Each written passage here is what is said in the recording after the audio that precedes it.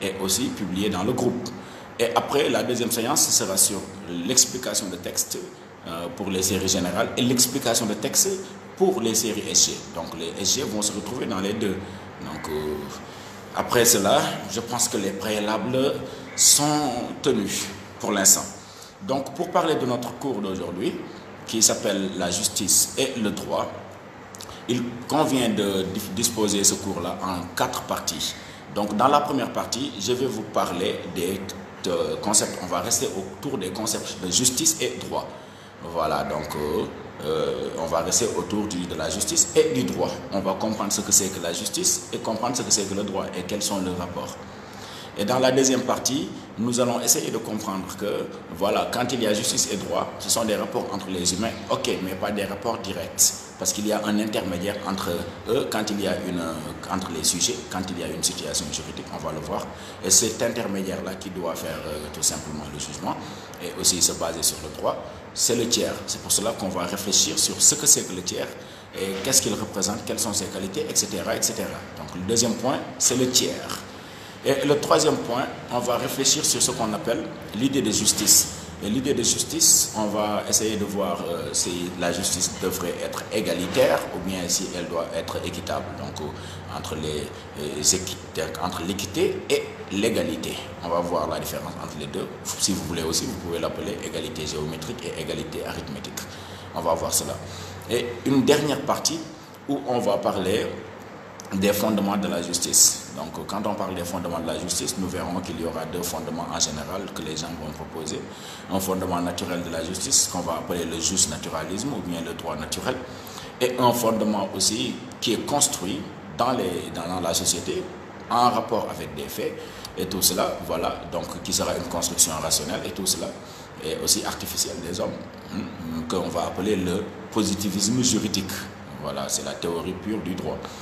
Donc si vous voyez, première partie, on essaie de comprendre les termes. Deuxième partie, on comprend le tiers parce qu'il joue un rôle très important. Troisième partie, on va essayer de réfléchir sur l'idée de justice.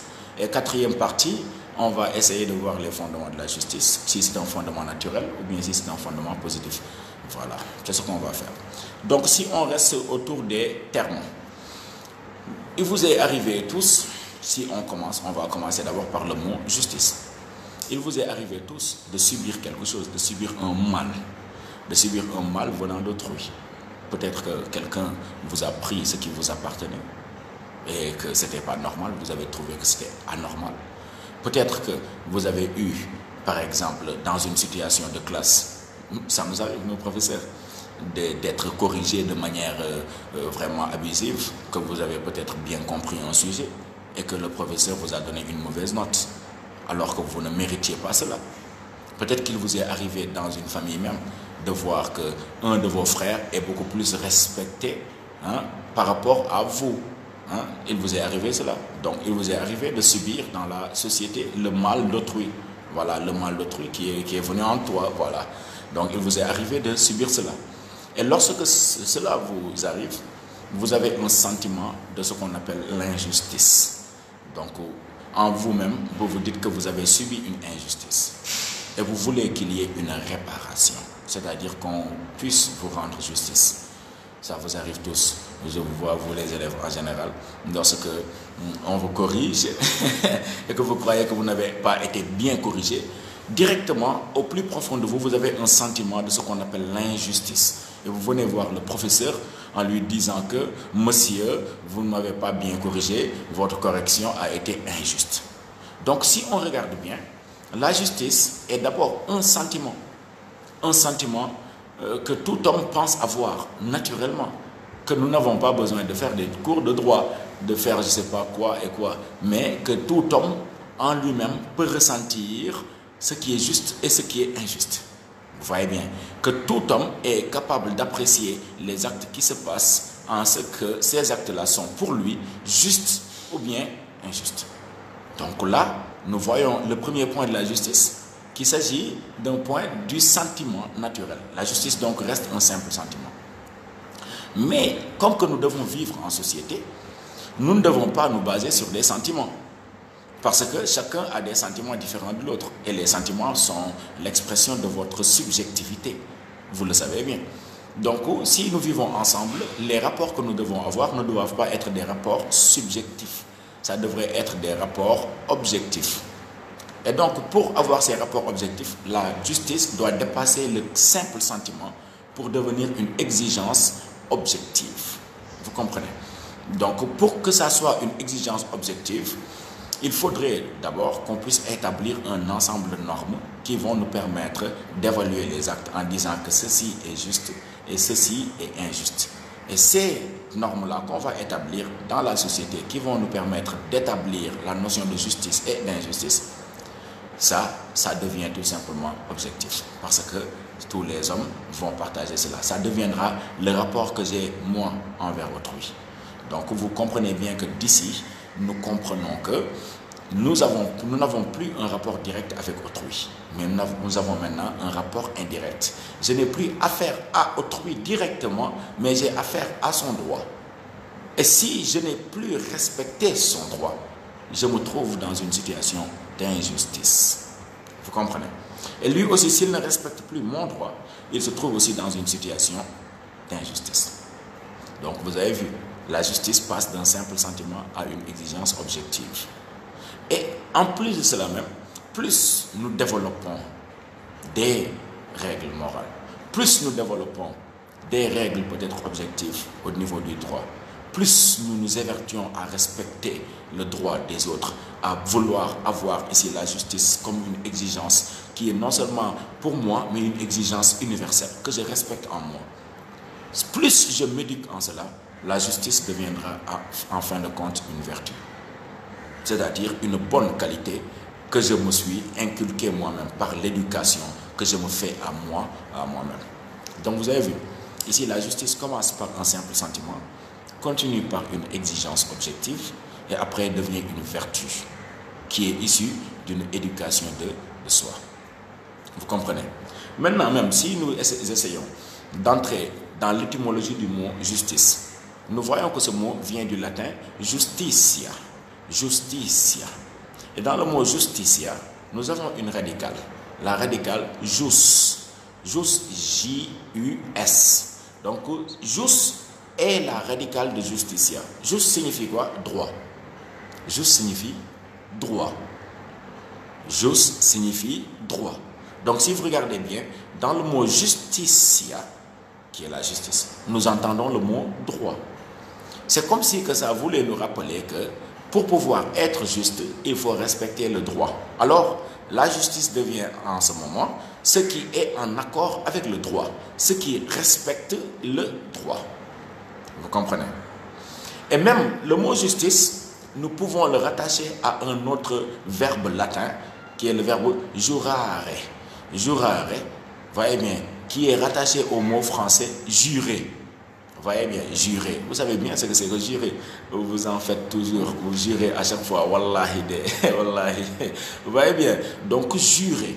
Donc, dans le mot justice, il y a le mot jurer. Et lorsqu'on jure, c'est parce qu'on veut montrer qu'on dit la vérité. Et cette vérité qu'on dit, nous appelons Dieu en témoin en cela. Parce que c'est pour cela qu'on juge. C'est pour cela qu'on jure, du moins. Donc, quand on jure, c'est comme si on veut dire que Dieu nous est témoin de ce que nous sommes en train de dire. Voilà, c'est pour assurer la vérité de ce que nous sommes en train de dire. Donc ici, la justice a un caractère sacré, ou bien un caractère divin. Vous voyez bien. Donc, si vous voyez bien le mot justice, c'est cela. Donc nous avons compris que justice est une exigence sociale et que lorsque autrui me fait du mal, il faudrait que j'ai une réparation ou bien un dédommagement. Et ce dédommagement-là, c'est ça qu'on appelle rendre justice, c'est-à-dire qu'on m'a rendu justice. Mais attention, dans le fait de rendre justice, il y a deux manières de rendre justice. Si par exemple tu me fais du mal, voyez bien, et que je réponds directement en te faisant du mal, tu m'as fait du mal et je te fais du mal. Tu me grattes, je te gratte. Tu me mords, je te mords. Tu me frappes, je te frappe. Ici, nous avons ce qu'on appelle un rapport direct. Et si nous avons un rapport direct, ce rapport direct est un rapport naturel, pour ne pas dire un rapport bestial ou bien un rapport animal. Ce rapport direct, c'est parce que tout simplement, moi, je veux me faire justice moi-même. Et lui aussi, il veut se faire justice lui-même. Donc de ce point de vue, moi j'ai ma propre idée de la justice que je vais rendre. Et lui aussi, il a sa propre idée de la justice qu'il va se rendre lui-même. Et donc de ce point de vue, ça, on ne l'appelle pas justice. Ça, c'est de la vengeance. Et la vengeance est très dangereuse dans la mesure où chacun a sa propre manière de se venger. Donc chacun a sa propre justice. Ici, la justice devient totalement subjective. Chacun a sa propre justice. Et vous savez bien que si nous vivons en société, nous devons avoir une justice, mais pas plusieurs justices. Mais si nous sommes dans une situation où chacun a sa propre justice, là, il y a un problème.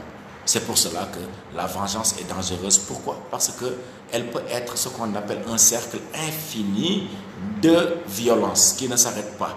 Elle peut se transformer en ce qu'on appelle la vendetta. Vendetta. C'est-à-dire, tu me fais du mal, je te fais du mal. Tu me fais du mal, je te fais du mal.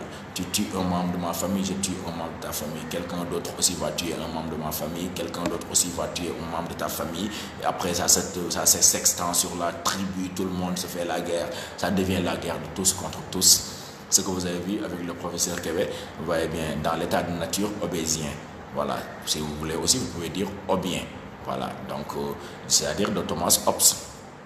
Et ça, c'était la guerre de tous contre tous. Et ça, c'était dans l'état de nature, ce n'était pas dans la société. Et si nous vivons dans la société, nous ne devons pas accepter d'être tellement des animaux jusqu'à ce qu'on puisse détruire, détériorer le tissu social. C'est pour cela que la justice ne doit pas être une exigence qu'on se fait par soi-même. Ce n'est pas par soi que je rends justice. Non, non. Parce qu'il y a une autre manière de voir la justice. Si autrui me fait du mal, il y a une troisième partie, voyez bien, qu'on va appeler tout à l'heure le tiers. C'est cette troisième partie qui va essayer d'arbitrer notre dispute ou bien notre problème. Et cette troisième partie, elle n'est pas de mon parti, elle n'est pas de son parti. Voyez bien, c'est-à-dire, quand je vous parle de parti, prendre parti, voyez bien. Donc, cette troisième partie fait cela.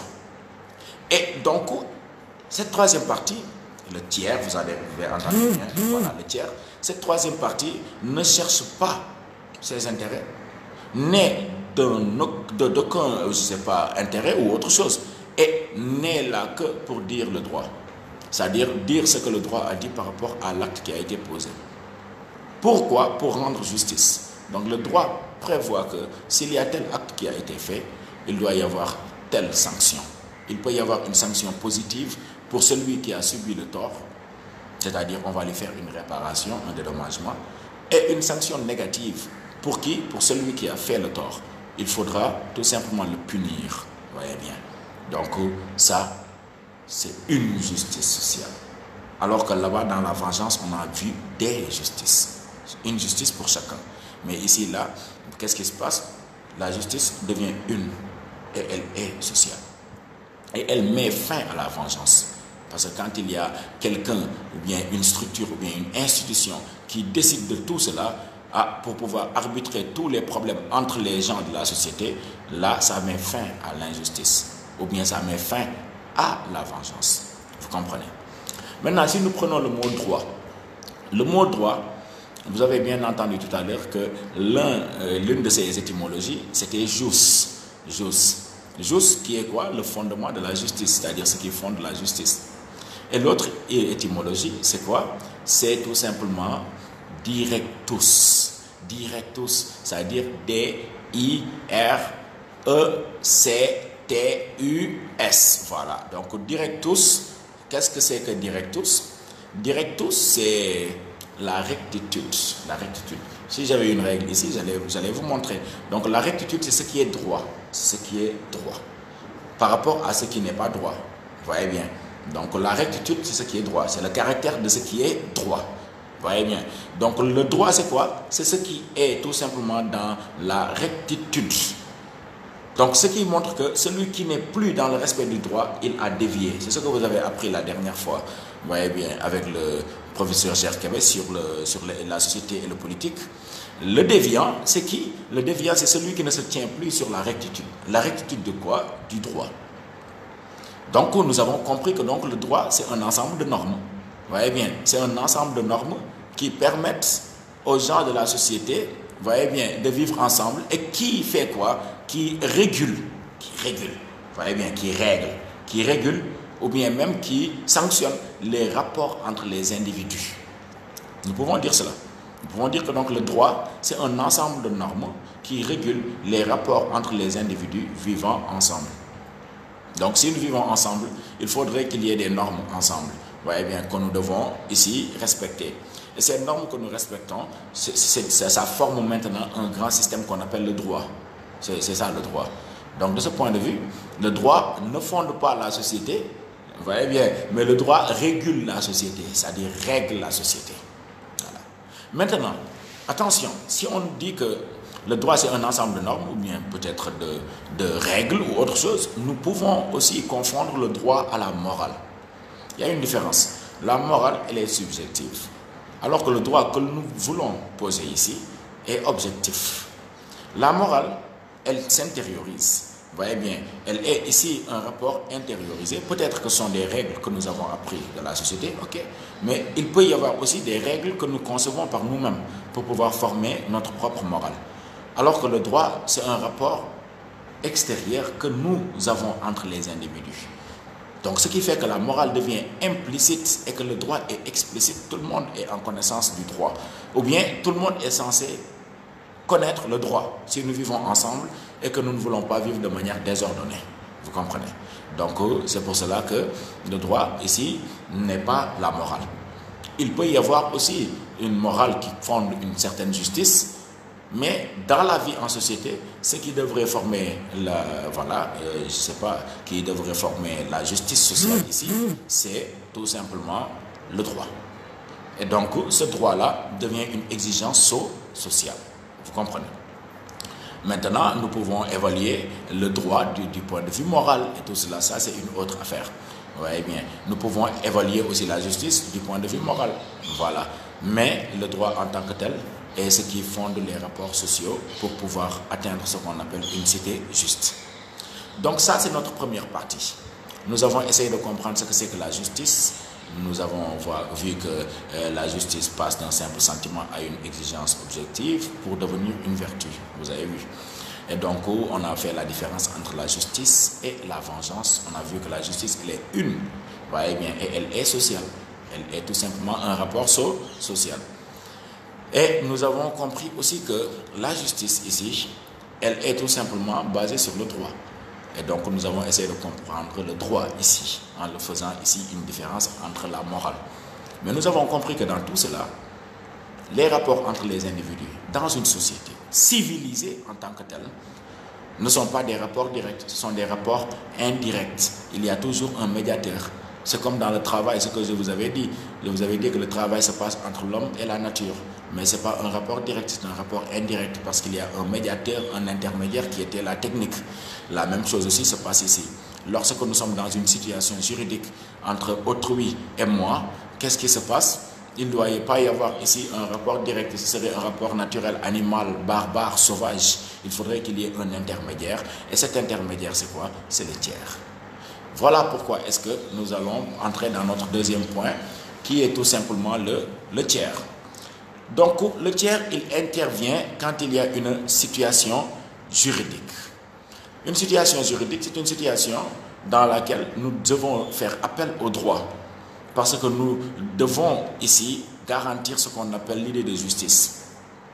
Et donc, une situation juridique, il y en a beaucoup. Peut-être quand il y a des conflits entre des individus, c'est une situation juridique. Vous voyez bien, peut-être quand il y a un contrat entre les individus, tu veux me vendre ta voiture, je veux l'acheter, c'est une situation juridique. Il faudrait qu'il y ait ici l'intervention du tiers pour pouvoir arbitrer. C'est comme dans un match de football, les gars. Les deux équipes se font face, ok. Mais il y a un intermédiaire entre les deux équipes, c'est l'arbitre. Et l'arbitre ici, c'est la troisième partie. Vous voyez bien, donc cet arbitre-là, c'est qui? C'est le tiers. C'est pour cela que si nous voulons connaître ici le tiers, lui, qu'est-ce qu'il fait? Il essaie tout simplement, dans toute situation juridique, de dire le droit, c'est-à-dire dire ce que le droit dit. Il ne dit pas ce qui lui plaît. Il ne dit pas ce qui l'arrange lui. Lui, il ne fait que dire le droit. C'est vrai qu'il y a une certaine interprétation de ce qu'il va faire du droit, on va le voir après, vous voyez bien. Mais il dit le droit. Pourquoi dire le droit? Pour garantir la justice. Vous comprenez? Donc, il n'est pas de ton parti, il n'est pas de son parti. Il est neutre. C'est comme un arbitre de football. Vous voyez bien, il est neutre. Il n'est pas pour l'équipe du Barça ou bien l'équipe du Real. Il est neutre. Donc, il est là pour dire le droit, pour garantir après la justice. C'est pour cela que ce tiers-là, en tout cas, être un tiers, ce n'est pas facile. Parce que ça demande des qualités naturelles. Il y a des qualités naturelles qu'il faut avoir. Vous voyez bien, peut-être même, on ne peut pas dire naturel, on peut dire nécessaire. Vous voyez bien, peut-être qu'il peut cultiver cela. Il doit avoir des qualités nécessaires pour pouvoir être un tiers.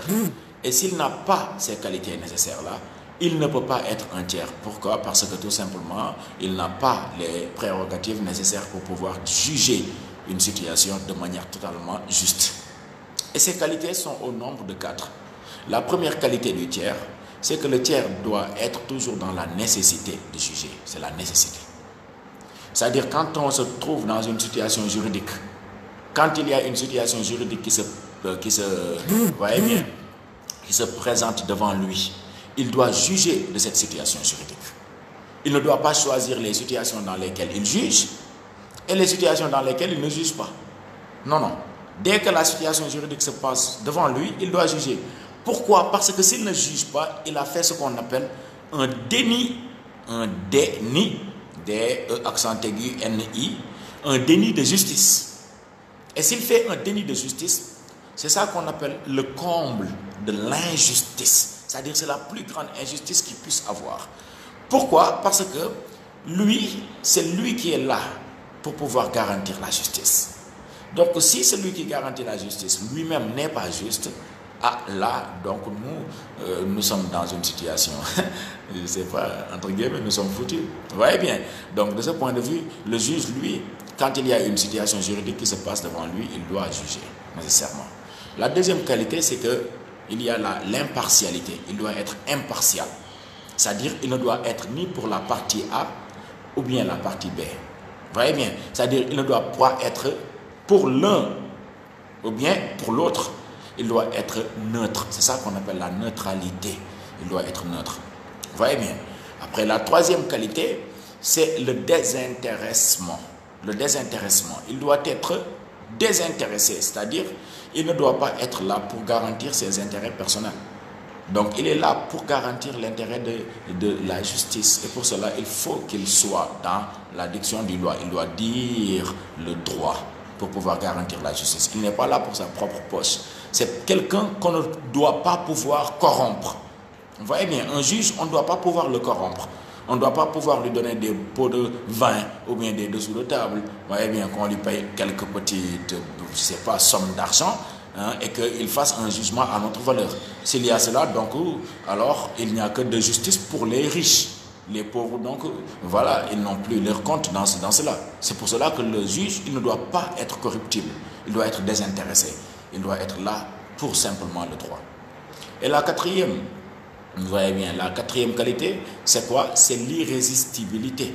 C'est-à-dire, lorsque il donne son jugement, lorsque il donne son verdict doit être accepté nécessairement par les gens. Donc lui, sa parole fait office de violence. Sa parole fait force. Vous comprenez? C'est ça qu'on appelle une autorité. On va le voir après. Je pense que vous l'avez vu hier avec le cours sur l'État.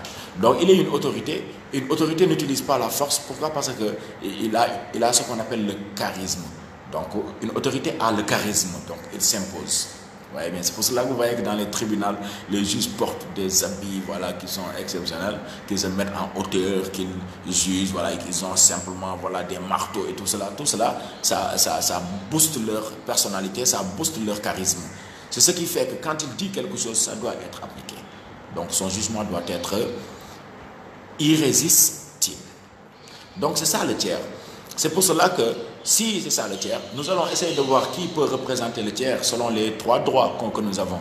Je pense que vous avez fait ça dans la société et la politique. Donc, les 3 droits que nous retrouvons en général dans les sociétés, le premier droit, c'est quoi? C'est le droit coutumier. Le droit coutumier, c'est quel droit? C'est le droit qui se passe ici dans les règles, vous voyez bien, culturelles d'un pays, vous voyez bien, ou bien d'un groupe social. Vous voyez bien, ce sont leurs cultures, ils ont leurs traditions et tout cela. qui sont transmises ici par oralité et tout cela. Et que voilà, ça va former tout simplement peut-être après une identité collective pour ce peuple. Ce droit coutumier chez les Issa, c'est le khair. Je ne sais pas si je le prononce bien, le khair. Vous voyez bien. Chez les Afars, c'est le mada'a. Vous voyez bien. Et chez les Arabes, c'est ce qu'ils appellent le adat. Vous voyez bien. Donc, chez les Issa, j'ai demandé à des amis, vous voyez bien, celui qui est le politique, c'est Lougas, chez les Issa. Mais j'ai demandé et ils m'ont dit aussi que celui qui est le tiers aussi, c'est Lougas. Donc c'est Lougas qui est en même temps le politique, c'est-à-dire le gouvernant, et en même temps aussi le tiers, c'est-à-dire le juge. Vous comprenez? Chez les Afars aussi, c'est la même chose, c'est le sultan, vous voyez bien, qui est le politique, c'est-à-dire celui qui dirige, mais en même temps aussi le tiers, celui qui juge, vous voyez bien. Et aussi, chez les Arabes aussi, c'est le Malik. Maintenant, je peux me tromper là-dessus. Je sais qu'eux, ils ont le politique, mais d'après mes recherches, ils sont aussi le tiers. Donc, ils représentent le pouvoir exécutif et le pouvoir judiciaire en même temps. Maintenant, je vous invite, vous autres, je vous tiens à chercher cela et à venir sur les commentaires. Après, je vais vérifier, nous dire qui est le juge, qui juge dans la société Issa, qui juge dans la société Afar et aussi la société arabe. Mais je pense bien que c'est Lougas, le sultan et le Malik. Donc ça, ce sont des droits coutumiers. Après, il y a ce qu'on appelle le droit divin. Le droit divin ou bien le droit religieux. C'est un droit qui est basé tout simplement sur des lois qui sont venues de Dieu. Vous voyez bien. Donc, oui, c'est le Ouga chez les Issa. Merci Askim. Vous voyez bien. Donc, le droit religieux ici, ce sont des lois qui viennent de Dieu. Et que ces lois doivent être appliquées aux hommes. Ce sont les hommes qui doivent respecter ces lois. Et donc, c'est une justice pour les hommes, mais une justice qui vient de Dieu. Vous comprenez? Donc, le droit positif, ce droit religieux ou bien divin, c'est ce qu'on appelle en islam la charia. La charia. Donc, la charia, c'est le droit religieux en islam. Et en islam, celui qui juge, celui qui est le tiers en islam, c'est celui qu'on appelle le qadi. Le qadi. Je ne sais pas comment vous le dites, le qadi, quelque chose comme ça. Mais vous aurez compris, c'est bon. Après, il y a le troisième droit qui est le droit positif. Le droit positif, c'est le droit qui est basé sur des lois, un ensemble de lois qui ont été répertoriées, classifiées, hiérarchisées, on va le voir tout à l'heure, créées pour les rapports étatiques et pour les rapports aussi entre les citoyens. Donc, c'est dans l'État, vous voyez bien, et les citoyens. C'est un droit qui est codifié, c'est un droit qui est édicté, donc qui est consigné dans un ensemble de textes qu'on appelle ici la Constitution. Vous voyez bien. Ici, à Djibouti, le droit positif se trouve est consigné dans un grand texte qu'on appelle la Constitution. Mais après, il y a aussi des démembrements comme les codes de procédure pénale, le code pénal, le code civil, etc. etc. Donc ça, ce sont les qui. Chez les Afars, il y a le Okal, le sultan. Le Makabantou, c'est le vieux, c'est le plus vieux, vous voyez bien. Donc c'est le plus vieux qui est le plus sage, voilà. C'est comme le Wayel chez les Issa. Donc les Afars disent Makabantou et les Issa disent le Wayel. Ah. Aux élèves de nous éclairer, c'est vrai, voilà. On les écoute, voilà. Et donc, vous avez vu ces trois droits-là. Dans le droit positif, c'est le juge, ce qu'on appelle le juge. Si vous allez en ville, au palais de justice, vous allez voir des juges avec leurs robes et tout cela qui jugent. Vous comprenez? Et il se base sur un droit, c'est le droit positif que je viens de dire ici, et pour garantir une justice. Vous comprenez? Donc ici, on s'est posé la question de savoir, est-ce qu'il est possible pour une personne d'avoir toutes ces qualités-là, d'être toujours désintéressé, impartial, d'avoir ici un jugement qui est toujours irrésistible et aussi de juger dans n'importe quelle situation de manière nécessaire? Est-ce que réellement une personne peut avoir tout cela? En réalité, on dit que c'est très difficile. Je ne vais pas dire que ce n'est pas possible. C'est pour cela qu'en général, on choisit le plus vieux, le Makabantou ou bien le Wayel. Parce qu'on dit que c'est lui qui est le plus sage. Il est sage. Donc s'il est sage, il peut avoir ici ses qualités. En plus de cela, il est proche de la mort. Il va bientôt mourir. Donc s'il est proche de la mort, il ne va pas tout simplement s'attacher au bien de cette vie-là. Il ne va pas s'attacher à l'argent, aux biens matériels et tout cela. Donc de ce point de vue, voilà, il va bien juger. Peut-être qu'il va se forcer à avoir ses qualités. Mais certains ont dit que avoir ces qualités, c'est presque impossible. C'est presque impossible. Le Cadi, lui, il respecte ce que Dieu dit. Ok. Le sultan, vous voyez bien, Lougas et tout cela, c'est la même chose. Il respecte, vous voyez bien, des droits. Tous, ils respectent des droits. Le juge aussi, il respecte aussi un droit positif. Mais est-ce que lui-même, il ne peut pas être un peu égoïste et penser à lui-même et à ses propres intérêts? Voilà pourquoi les gens ont dit que la justice des hommes, elle est imparfaite. Voilà, parce que les hommes sont égoïstes, ils ont des penchants, ils ont des plaisirs qu'ils recherchent, ils ont des richesses qu'ils recherchent, des richesses matérielles et tout cela. Donc cela veut dire que la seule et bonne justice, c'est la justice divine, c'est-à-dire la justice de Dieu. Parce que c'est Dieu seulement qui peut avoir ces qualités qui sont exceptionnelles. C'est ce qui nous pousse à notre troisième partie que nous avons appelée ici l'idée de justice. Et dans l'idée de justice, nous allons réfléchir sur deux termes. C'est-à-dire, est-ce que la justice doit être égalitaire ou bien est-ce que la justice doit être équitable? Vous comprenez? Donc, on parle de l'égalité et de l'équité. Vous comprenez? Donc, si la justice est égalitaire, c'est-à-dire si elle recherche l'égalité, cela veut dire que la justice traite tout le monde au même pied. Vous comprenez? Au même pied, tout le monde. Tout le monde est égal. Si je fais ceci à celui-là, je dois faire la même chose à celui-là. Vous comprenez? Donc la justice ne fait pas de différence. La justice ne fait pas d'adaptation personnelle. La justice se base tout simplement sur des rapports uniques pour tout le monde. Vous comprenez? Donc tout le monde est égal à tout le monde. Vous comprenez? C'est ça qu'on appelle l'égalité. Il faut traiter tout le monde de la même manière. Ici, nous pouvons penser que voilà, c'est une égalité qui est arithmétique. C'est-à-dire 1 est égal à 1. Si je donne 1 à quelqu'un, je dois donner 1 à tout le monde. Donc si quelqu'un a fait un crime, si quelqu'un d'autre a fait le même crime, ils doivent avoir la même peine et la même sanction. Vous comprenez? Donc de ce point de vue, lorsqu'on fait cette égalité-là, nous pouvons penser qu'il y a une certaine justice en cela. Pourquoi? Parce que le même traitement a été garanti à tout le monde.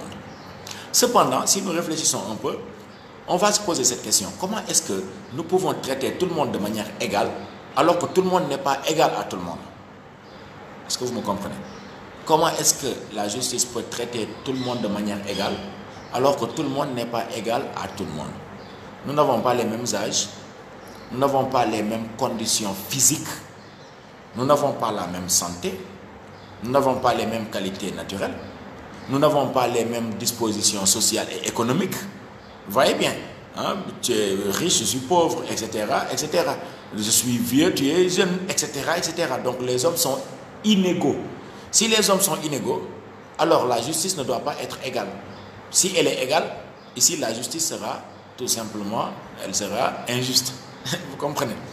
Donc ici, il faudra traiter chacun selon ses proportions. Il faudra traiter chacun selon ce qui est de son niveau. Vous comprenez? Donc de ce point de vue, le juge, il doit essayer d'appliquer la loi. Ok, mais il doit essayer d'interpréter un peu plus la loi par rapport à la situation et par rapport aussi à l'individu. Vous voyez bien? Donc chaque individu, selon ses contextes, selon ses problèmes, selon la situation et selon aussi la loi, il doit interpréter pour essayer de donner ici un jugement qui est équitable. Qui est équitable, c'est-à-dire que lui, il mérite. Alors que lorsqu'on fait l'égalité, on prend, si on dit que celui qui vole, on fait 5 ans de prison, donc le riche qui vole et le pauvre qui vole, le riche qui vole parce que il vole pour être plus riche, il ne meurt pas de faim. Il ne meurt pas de faim. Il est totalement normal, mais il vole pour être plus riche. Et le pauvre qui a volé pour se nourrir et nourrir sa famille, là il y a une différence. Donc c'est vrai qu'il y a eu le même acte, mais les deux sont inégaux. Lui, il était dans le besoin vital de se nourrir et de nourrir sa famille. Alors que lui, il n'est pas dans ce besoin. Il le fait par méchanceté et par vice, tout simplement. Donc, de ce point de vue, si on applique l'égalité ici, dans cette justice-là, on va être injuste. Il faudra essayer d'analyser la situation, d'interpréter et de donner à chacun ce qu'il mérite. Parce que le pauvre, en réalité, qui a volé pour nourrir sa famille, ce n'est pas parce qu'il est malhonnête ou bien parce qu'il est méchant, mais tout simplement parce qu'il a besoin de les nourrir. Donc lui, il n'a pas besoin de sanctions, il a besoin qu'on lui donne un travail. Vous comprenez, peut-être qu'on peut le corriger, mais pas de manière sévère, mais aussi qu'on lui permette d'avoir un travail pour nourrir sa famille. Et l'autre, il faudra le corriger beaucoup plus sévèrement. Vous comprenez? Donc il y a l'égalité, il y a l'équité. Des fois, on a besoin de l'égalité. Voilà, donc lorsque il y a la loi, vous voyez bien, lorsque tout le monde a le droit de voter, moi je suis citoyen, même si je suis de telle ou telle tribu ou bien de telle ou telle famille, moi aussi j'ai le droit de voter. Donc là, l'égalité est bonne. Mais lorsque nous sommes dans cette situation, comme par exemple dans les inégalités de fait entre les personnes, là, il faudra faire ce qu'on appelle l'équité. Et c'est ce que disait même Aristote quand il disait que l'équité est le comble de la justice. C'est-à-dire, la justice, la vraie justice se trouve dans l'équité. C'est-à-dire, le juge doit être intelligent. Il doit pouvoir bien interpréter les choses pour donner à chacun ce qu'il mérite. Voilà pourquoi chez Aristote, nous pouvons donner ici 3 formes de justice. Il y a ce qu'on appelle la justice commutative, où on doit faire ici une égalité stricte. C'est-à-dire ici, on doit faire ici ce qu'on appelle l'égalité arithmétique. Ça se passe dans quoi? Dans les transactions volontaires et dans les transactions involontaires. Comme par exemple quand il y a achat. Lorsque un boulanger vend du pain à un Djiboutien à 20 francs et qu'un Sénégalais vienne lui vendre cela à 25 francs, là il y a injustice. Parce que ici, qu'est-ce qui se passe? Il a fait un déséquilibre sur l'achat et la vente entre les personnes. Donc de ce point de vue, il y a eu injustice. Donc quand il y a ici ces transactions-là, voilà, il faudrait qu'il y ait tout simplement une égalité stricte de la justice. Et lorsqu'il y a ici des transactions involontaires, comme qu'il y a vol ou bien viol ou bien ces genres de choses-là comme crime, on doit appliquer la loi telle qu'elle a été dite. Ce n'est pas parce que la personne elle est riche ou bien elle est importante qu'on ne va pas la sanctionner comme n'importe quelle autre personne. Donc ici, l'égalité, elle est bonne. Après, il dit qu'il y a une deuxième forme de justice qu'on appelle la justice distributive. La justice distributive, ici, elle respecte l'équité ou bien égalité géométrique, c'est-à-dire à chacun ce qu'il mérite. Il dit qu'il faudrait que ça se passe dans des situations comme quelles situations? Les situations des honneurs, la distribution des honneurs, voyez bien, des mérites comme par exemple le baccalauréat. Tous les élèves n'auront pas le baccalauréat, vous voyez bien. Donc si quelqu'un a le baccalauréat, c'est parce qu'il le mérite. Quand on fait un devoir dans la classe, tous les élèves n'ont pas la même note. Ouais, bien. Pourquoi? Parce que chacun aura ce qu'il mérite. Voilà. Donc ici, ça doit être équité. Chacun ce qu'il mérite. Donc il y a inégalité, mais ici l'inégalité, elle est juste. Vous comprenez? Si vous voyez dans la première justice, la justice commutative, quand il y a justice, c'est parce qu'il y a égalité. Quand il y a inégalité, il y a injustice. Vous comprenez? Les transactions volontaires et involontaires. Mais lorsqu'on est dans la justice distributive, quand il y a égalité, il peut y avoir injustice. Et quand il y a inégalité, il peut y avoir justice. Donc vous avez vu, est-ce que la justice, elle est toujours égalitaire? Non, elle est parfois égalitaire dans cette justice commutative. Mais des fois, elle est tout simplement inégalitaire dans le cadre de l'équité. Dans le cadre de l'équité, là-bas, elle est inégalitaire. Parce que chacun a ce qu'il mérite. Il y a tout simplement un déséquilibre. Et lorsqu'il y a des problèmes entre ces deux justices-là, il faudra les juger. Lorsqu'il y a injustice dans la première justice, lorsqu'il y a injustice dans l'autre aussi, il faudra restaurer la justice, il faudra jurer, il faudra juger, il faudra départager les gens en se basant sur la justice. C'est là que le tiers intervient dans la troisième forme de justice que Aristote appelle la justice corrective. La justice corrective. Et dans le mot corrective, vous entendez bien correction. Ici, le juge vient pour faire quoi? Pour corriger les injustices. Il va se baser sur le droit, juger pour essayer de voir là où il y a eu tort. Et celui qui a fait le tort, il faudra le châtier, il faudra le punir. Et celui qui a subi le tort, il faudra qu'il y ait une réparation pour lui. Vous voyez bien, qu'il y ait tout simplement un dédommagement. Donc, commutative, justice distributive et justice corrective. La justice commutative, une égalité. Justice distributive, équité. Et justice corrective, le tiers est là-bas pour juger quand il y a injustice. Vous comprenez? C'est ça qui nous pousse à arriver à notre quatrième point, vous voyez bien, qu'on appelle ici le fondement de la justice.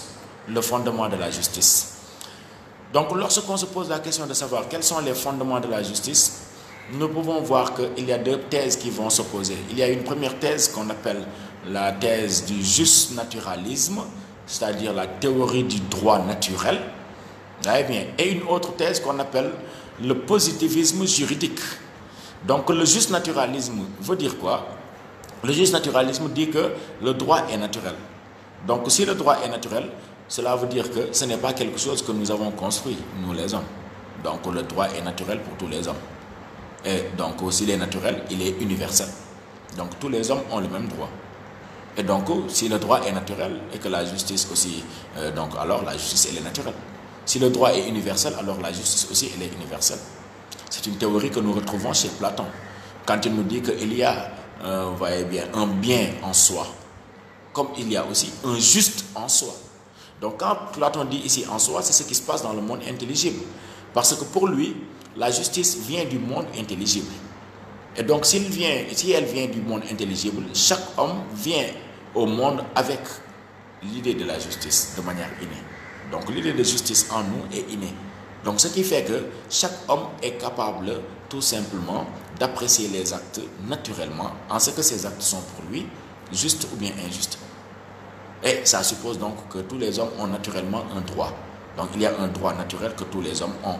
Et ce droit naturel-là fonde tout simplement cette justice naturelle qui sera universelle pour tous les hommes, que ce soit pour les Djiboutiens, les Sénégalais, les Américains, etc., etc. Donc ce sera quelque chose qui est universel. C'est la même chose que nous retrouvons aussi chez Aristote quand il dit que la justice est dans l'ordre naturel des choses. Pourquoi? Parce qu'il pense que l'univers a été réglé, a été disposé à suivre un cours. Vous voyez bien, c'est-à-dire un mouvement pour atteindre quoi? Pour atteindre le bien. Donc l'univers suit un mouvement vers le bien. Et donc pour arriver vers le bien, dans ce mouvement-là, il y a forcément la justice. Donc la justice fait partie de cet ordre-là, de ce mouvement-là vers le bien. Donc ça fait partie de l'ordre naturel des choses. Comme il pleut, ça fait partie de l'ordre naturel des choses. Il fait jour en ce moment, tout à l'heure, il va faire nuit. Ça fait partie de l'ordre naturel des choses. Donc la justice aussi fait partie de l'ordre naturel des choses. Donc si la justice fait partie de l'ordre naturel des choses pour atteindre le bien un jour, vous voyez bien, donc la justice devient universelle. Ce n'est pas une chose que les hommes ont construite. Vous voyez bien, c'est une chose qui est universelle, que tous les hommes peuvent partager. Ces deux-là, on peut les appeler des justnaturalistes classiques, ou bien anciens. Il y en a un autre aussi qui est un justnaturaliste qui est moderne. On va dire moderne, pourquoi? Parce que c'est le plus récent. Parce que les deux, c'est très ancien. C'est qui? C'est Thomas Hobbes. Thomas Hobbes, il nous apprend quoi? Il nous dit que la justice n'est pas dans le monde intelligible, comme le dit Platon. La justice n'est pas aussi dans l'ordre naturel des choses, comme le dit Aristote. Mais la justice est dans la sûreté publique, c'est-à-dire dans la sécurité publique, dans la sécurité de la société.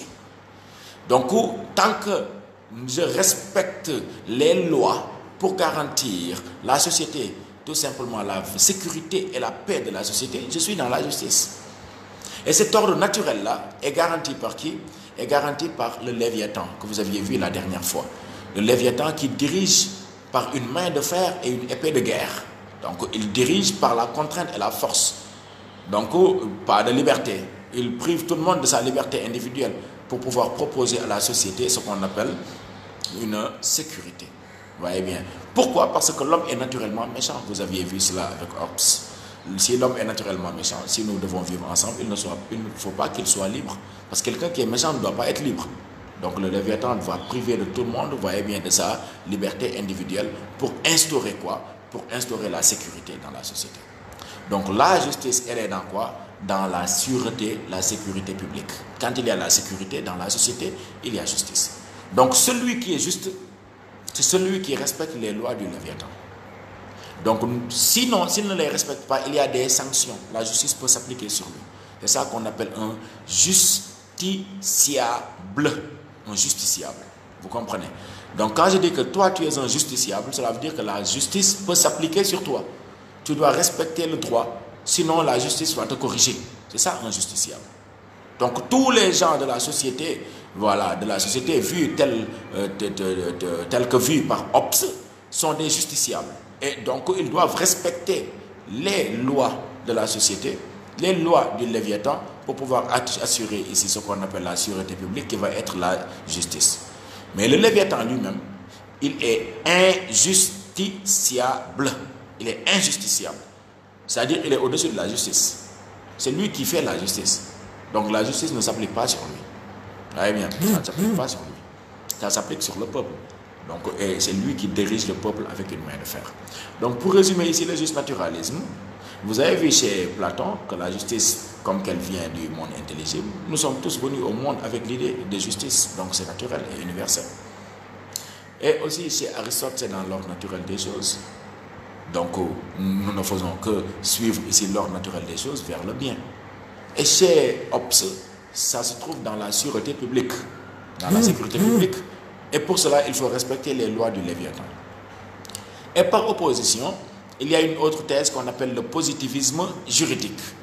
Donc le positivisme juridique dit que la justice n'est pas dans le monde intelligible, comme le disait Platon. Elle n'est pas dans ce qu'on appelle l'ordre naturel des choses. Elle n'est pas naturelle. La justice, elle n'est pas naturelle. Pourquoi? Parce que le droit lui-même n'est pas naturel. Donc eux, ils disent que le droit naturel n'existe pas. Le droit est une construction rationnelle. Elle est une construction humaine. Pourquoi? Parce que le droit, elle s'applique ici par construction ou bien par opposition à ce qu'on appelle le fait. Le fait, c'est quoi? C'est ce qui se passe dans la société. C'est ce qui se passe. Par exemple, un homme qui se trouve dans sa voiture devant le feu rouge, le feu est rouge, il ne s'arrête pas, il passe. Et en passant, il heurte une autre voiture et tue celui qui est à l'intérieur. Ça, c'est ce qui s'est passé. C'est le fait. Mais le droit, c'est quoi maintenant? Le droit, c'est ce qui devrait se passer. Maintenant, ce qui s'est passé là, cette personne qui a causé cet accident parce qu'il n'a pas respecté le feu. C'est ce qui s'est passé. Mais est-ce qu'elle devrait se passer, cette situation? Vous savez que vous allez dire non. Elle ne devrait pas se passer. Pourquoi? Parce qu'il devait respecter le feu. Et s'il respecte le feu, là, l'autre voiture pourrait passer et il n'y aurait pas le problème. C'est ça le droit. Donc le droit vient à chaque fois pour pouvoir évaluer les faits, voir les faits qui sont acceptables, vous voyez bien, et les légaliser, et les faits qui ne sont pas acceptables, les rejeter, tout simplement le permis et le défendu. Donc ce fait-là est permis, donc c'est autorisé. Et ce fait-là est défendu, donc c'est interdit. Donc le droit se construit par rapport aux faits.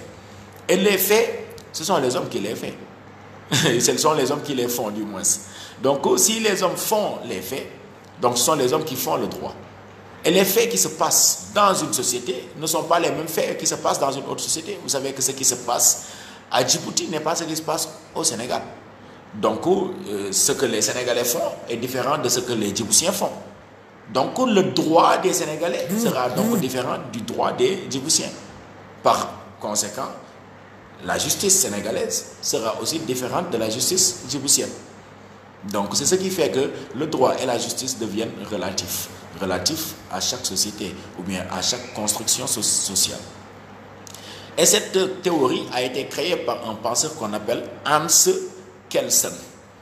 Hans Kelsen. Et quand il nous définit le droit, nous voyons qu'il nous dit que le droit est un ensemble de lois. Loi, c'est lex, ça vient du latin lex. Et lex vient de la radicale leg. Leg signifie en latin ce qui est dit, ou bien ce qui est édicté. Donc la loi, c'est ce qui est dit et c'est ce qui est édicté. Donc elle est censée être connue par tous. Vous comprenez? Donc il dit que le droit est un ensemble de lois hiérarchisées. C'est hiérarchisé, il y a une hiérarchie entre des lois fondamentales et des lois secondaires. Donc nous faisons une construction des lois. Pour construire ici les lois, ou bien le droit en général, on se base sur les faits. Et chaque loi qu'on constitue, ça doit être fondé tout simplement sur une loi fondamentale. Donc toutes les lois secondaires sont construites par rapport aux lois fondamentales. Donc ça devient une construction rationnelle qui a une cohérence interne. Donc ici, c'est ça même qui va faire que le droit aura un caractère scientifique avec Hans Kelsen. Voilà, c'est pour cela qu'il y aura après des théoriciens du droit qui vont tout simplement, surtout les législateurs, qui vont tout simplement penser à tout simplement les faits et les droits qu'on doit pouvoir imposer dans une société et construire des lois. Ça devient une construction scientifique, tout simplement, et rationnelle. Vous comprenez? Donc si vous regardez, on a vu quel est le fondement du droit. On a vu qu'il y a un fondement naturel avec le justnaturalisme. Eh bien, droit naturel pour tous les hommes, donc universel. Et on a vu aussi un fondement qui est artificiel, qui vient tout simplement de ce qu'on appelle le positivisme juridique, le droit positif. Qu'est-ce qui se passe? On dit que le droit est formé par les hommes qui vivent ensemble et qu'il se base sur quoi? Sur des faits. Maintenant, nous pouvons essayer de trouver peut-être une petite synthèse en parlant de ce qu'on appelle la Déclaration universelle des droits de l'homme, qui a existé d'abord en Afrique depuis le XIIe siècle ou bien le XIIIe siècle, en 1236. La charte de Kurukan Fuga. Je sais que le professeur Babacar Gaye va vous exposer tout à l'heure la charte de Kurukan Fuga au Mali, dans l'Empire mandé. Eh bien, il va vous expliquer cela en écriture pour qu'on ne puisse pas perdre de temps. Eh bien, donc, c'est une déclaration qu'on peut considérer comme étant universelle. Il y a d'autres déclarations aussi, comme, vous voyez bien, voilà, comme la révolution Torodo avec Thierno Suleiman Bal, eh bien, Abdoulaye Dia et Théocratos, l'historien, peuvent vous parler de cela. Mais nous allons parler tout simplement de celle que nous tous nous connaissons, voilà, mais qui n'est pas tout simplement la première. Ça a existé en Afrique des siècles avant, voyez bien, des déclarations qui sont universelles.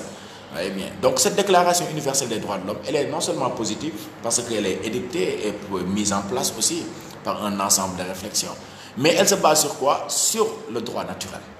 Elle se base sur le droit naturel. C'est pour cela que si vous voyez la Déclaration universelle des droits de l'homme, en France, en 1789, le premier article dit quoi? Tous les hommes naissent libres et égaux en droit. Tous les hommes naissent libres et égaux en droit. Donc naturellement, tous les hommes ont les mêmes droits et naturellement, tous les hommes sont égaux. Donc là, vous voyez l'idée d'un droit naturel. Pourquoi? Parce que lorsqu'on regarde ici, le droit positif dépend de la justice de ce qu'on appelle la loi qui a été créée. C'est ça qu'on appelle le légal, la légalité. Donc dans le droit positif, ce qui est justice, c'est ce qui est légal. Vous voyez bien, ce qui est légal, c'est-à-dire ce qui respecte la loi. Parce que dans le mot légal, vous entendez lex, la loi. Alors que des fois, il peut y avoir des lois. Vous avez vu cela hier avec le professeur Hassan Miguel. Vous voyez bien, il peut y avoir des lois qui ne sont pas justes. C'est possible qu'il y ait des lois qui ne sont pas justes. Donc pourquoi? Parce qu'on considère que ces lois ne respectent pas l'autre fondement. C'est-à-dire ne respectent pas le droit naturel. Si ça ne respecte pas le droit naturel, donc c'est devenu illégitime, c'est injuste. Donc vous avez vu, le légitime respecte la nature humaine, respecte la dignité humaine, respecte le droit naturel de l'homme. Alors que le légal respecte la loi, le droit positif. Maintenant, la Déclaration universelle des droits de l'homme, elle se veut en même temps légale et légitime. C'est-à-dire, elle est légale, pourquoi? Parce qu'elle est codifiée. Mais elle est légitime, pourquoi? Parce qu'elle respecte ici, vous voyez bien, les droits naturels de chaque homme. Voyez bien.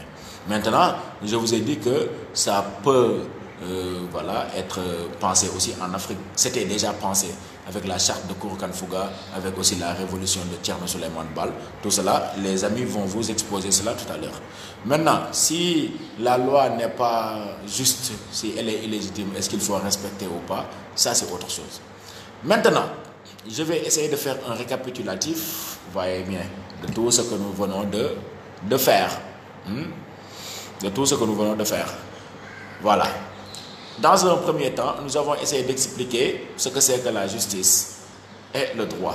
Nous avons vu une justice avec la justice sociale. Nous avons vu des justices avec la vengeance. Vous voyez bien.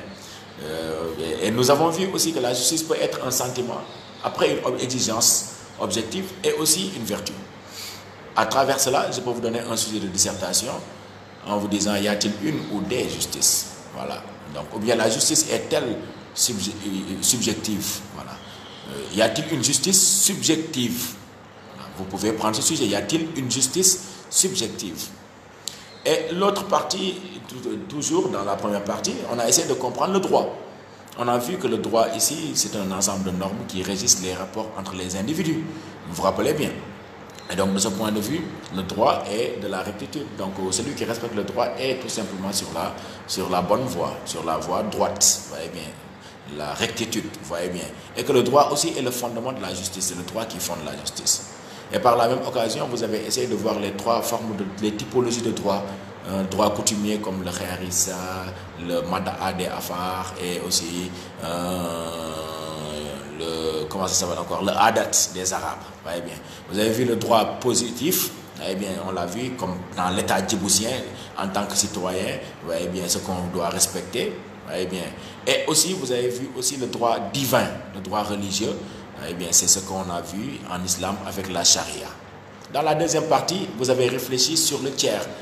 Vous avez vu que le tiers n'est pas n'importe qui, c'est qu'il est une personnalité exceptionnelle. Et donc, de ce point de vue, il doit avoir des qualités. Et ces qualités, vous avez vu, c'est l'impartialité, le désintéressement, la nécessité et l'irrésistibilité. Vous voyez bien, donc vous avez vu que tout le monde ne peut pas être tiers. C'est pour cela qu'on prend le makabantou ou bien le wayel. Eh bien, parce qu'il est plus sage et il est plus proche de la mort aussi pour pouvoir être le tiers. Mais on a dit à la fin que avoir ces qualités-là, peut-être que c'est possible pour Dieu, mais pas possible pour nous les hommes. Voilà. Donc c'est pour cela que la justice divine, la justice de Dieu est beaucoup plus fiable que la justice des hommes.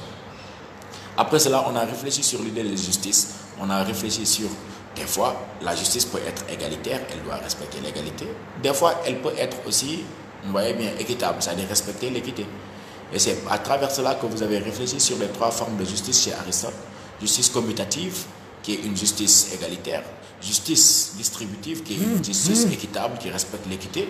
Et justice corrective, où siège le tiers, pour pouvoir respecter ici le droit et faire tout simplement le jugement en amenant ici la justice lorsqu'il y a injustice dans les autres formes de transactions. Et après cela, vous avez réfléchi sur les fondements du droit, les fondements de la justice. Vous savez déjà que c'est le droit, mais c'est quel droit?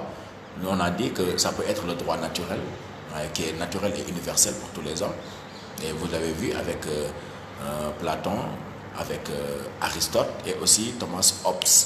Et vous avez vu aussi l'autre forme de fondement. On dit que c'est un fondement qui est rationnel, positif, construit par les gens de la société de manière scientifique, par opposition aux faits. C'est ce qu'on a appelé le positivisme juridique, une théorie qui a été créée par Hans Kelsen.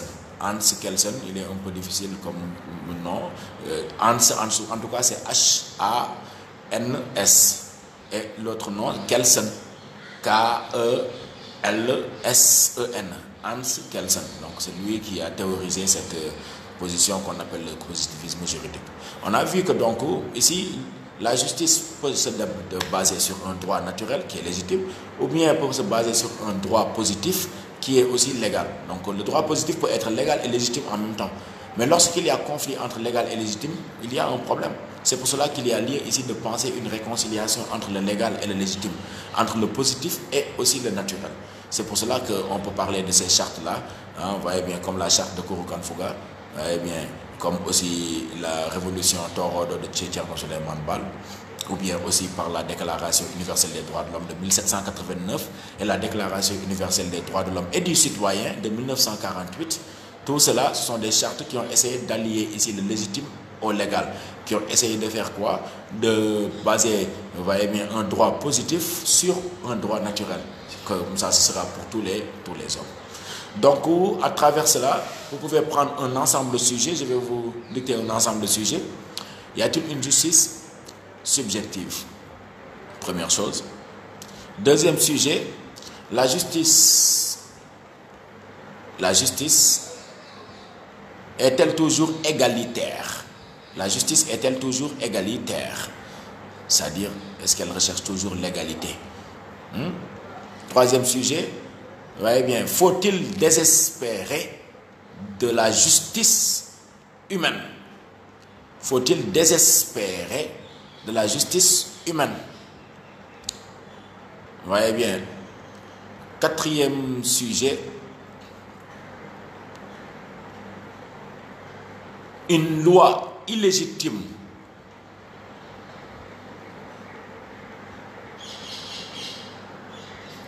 Non. Faut-il obéir à une loi illégitime? Faut-il obéir à une loi illégitime? Faut-il obéir à une loi illégitime? Voilà, donc je pense que c'est bon. Nous pouvons terminer le direct sur ça. Voilà. Donc, je vous souhaite de passer une excellente soirée. Continuez aussi à respecter les mesures. Restez à la maison. Respectez le confinement. Et prenez soin de vous. Voilà. Donc, Inch'Allah, demain, vous allez commencer votre 5e et dernier domaine. Et après cela, il y aura le travail des SG. Après le travail des SG, les travaux de méthodologie. Allez, ciao, ciao. La minute du pouce bleu. Le pouce bleu, les gars. Le pouce bleu. Défoncez le pouce bleu. J'ai oublié. J'ai failli oublier. Défoncez-moi le pouce bleu. Le pouce bleu. Allez-y. Allez-y, défoncez le pouce bleu. Le pouce bleu. Allez, on termine sur ça. On termine sur ça.